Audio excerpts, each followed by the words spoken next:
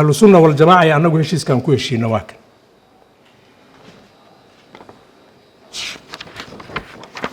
waxaa saxiixay wasiirka arrimaha gudaha iyo sheekh shaakir 10 qodob ku qoran waa idin akhrina magaaladaana waa joogteene wixii gafaho federaal jirana barta wixii gafaho meel kale jirana barta waxaa ugu horeeya qodobka koowaad ah si loo helo kalsooni iyo jawi xasiloon oo suurtageliya qabashada doorashooyin xor iyo xalaal ah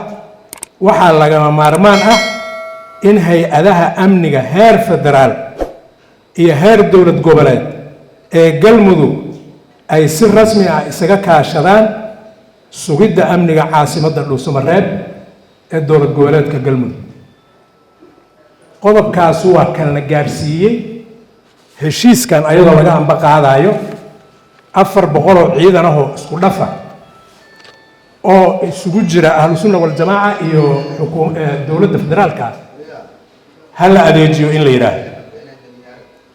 qodobkaas waa kaas arrinkan shuhadaa ka tihin haddaan qodobkaas wax ka jabinay waa kaas horta qodobkii aan ku heshiinay labo in ciidamada dowlad goboleedka galmudug loo sameeyo hanaanka diiwaangelinta iyo xaqsiinta sida mushaarka iyo agabka kale ciidan ciidankii lagu daray oo lagu dhafay ciidanka federaalka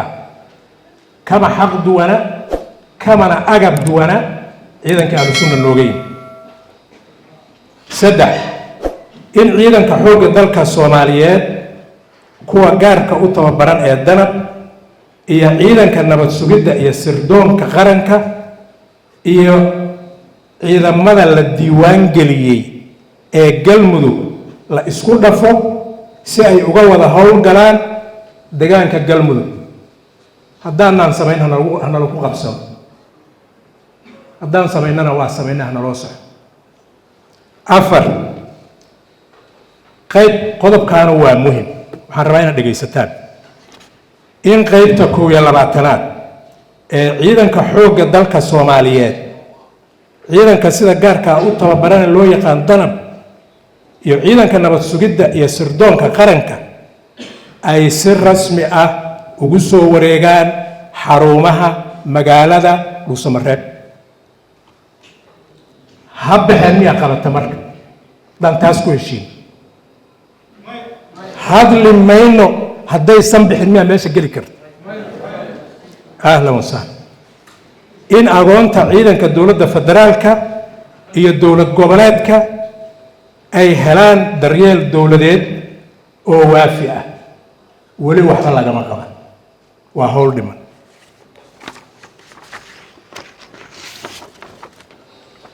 qodobka 6 waxaa la isla gartay in magaalada dhuusamareeb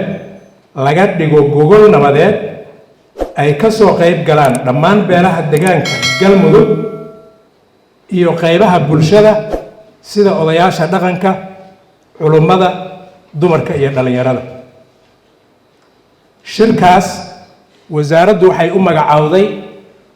guddi qabanqaabo oo aan u bixino guddiga qabanqaabada shirweynaha dib u heshiisiinta galmudug halkaanay ka baxeen gurceelay ka bilaabeen balanbalay ku xijiyeen caabuduwaaq huursha xeraale gaalkacyo cadaado waxaan u malaynayaa waxaa ka dhiman galmudugta maanta aan gacan cadow ku jirin waa yaryihiin fariin nabadeed ay gaarsiiyeen waa la isu imaanaa waa in la heshiiyo heshiiskaas waa inuu noo hogaamiyaa inaan doorashooyin aan dowlad ugu dhisno galmudug lagu gaaro intaasi waa qodobadii ku saabsanaa amniga iyo ciidanka arrimaha doorashooyinka dowlad goboleedka galmudug waxay ka dhacayaan magaalo madaxda dowlad goboleedka galmudug ee dhuusamareeb qodob jabi karaba maaha kaas. 8 wasaaradda arrimaha gudaha federaalka ee dib u heshiisiinta iyo madaxa dowlad goboleedka Galmudug ayaa soo magacaabaya guddi farsamo xulista xildhibaanada golaha wakiilada Galmudug. guddigaas oo leh aqoon iyo khibrad maamul dhisidda iyo doorashooyinka lama gaarin. arrimaha kale ee mudnaanta leh waa qaybta saddexaad oo u dambaysa in dowladda federaalka ee Soomaaliya ay dib u fasaxdo kaalmadii dhaqaale ee kabista miisaaniyadda Galmudug iyadoo la xaqiijinayo hufnaanta hanaanka maaliyadeed ee maamulka Galmudug. waa howl bilaabatay oo socota. in dowladda federaalka ka qayb qaadato dhismaha hay-adaha dowlad goboleedka Galmudug si loo taabageliyo dowlad wanaag, nidaam hufan oo bixin kara adeeg bulsho. horta qodobadan ku heshiinay waa 10kaas qodobaan ku heshiinay. waa la jabiyey, waa la baal maray, waa nala ku ballan furay keliya waay hal qodob oo ma aana maqal heshiiskaas laga xigtay oo la leeyahay qodobka kaasa oo aan ku heshiinaa la jabiyey. reer Galmudug walaalayaalow, xasan khayre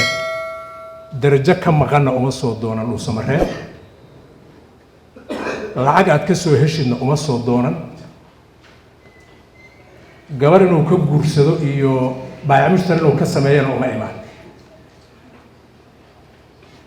qofkana abaalkiisa duurka looma diro. culummadayadu howl fiicanay soo qabteen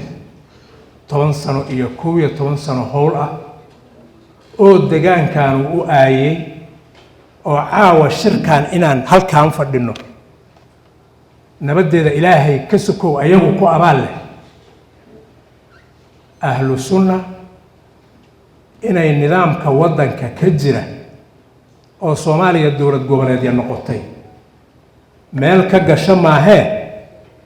intii yareedo ayadu ay u tala jirta ha loo dhaafo. waxaan u malaynaa ayagana inaysan kala u noqonayn, deegaankana aysan kala u noqonayn.